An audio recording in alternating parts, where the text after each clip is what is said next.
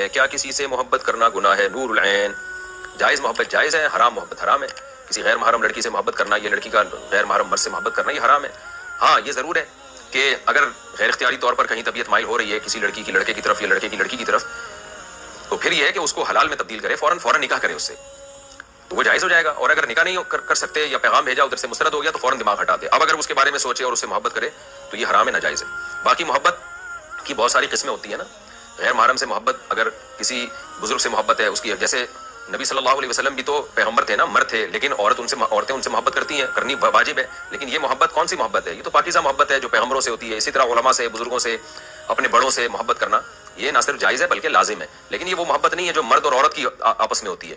مرد اور عورت کی محبت جس میں ایک سیکشول ڈیزائرز پیدا ہونا شروع ہو جائے یا عشق معاشقہ ہونا شروع ہو جائے، وہ حرام ہے.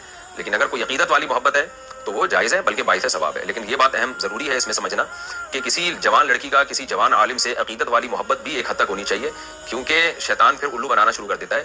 محبت کسی اور قسم کی ہوتی ہے، اس پہ لیبل عقیدت کا لگا دیا جاتا ہے. تو اس لیے میں جوان لڑکیوں کو یہی کہتا ہوں کہ بھائی وہ اگر خدا نخواستہ کسی جوان عالم کا بیان سن کے طبیعت بہت مائل ہو رہی ہے، فیلنگس ٹائپ کی چیزیں پیدا ہو رہی ہیں، تو وہ بیان سننا چھوڑیں. وہ پھر کسی بوڑھے بزرگ کا بیان سنا کریں. ان کو فائدے کے بجائے، جوان عالم کا بیان سننے میں فائدے کے بجائے ان کو نقصان کا خطرہ زیادہ ہے.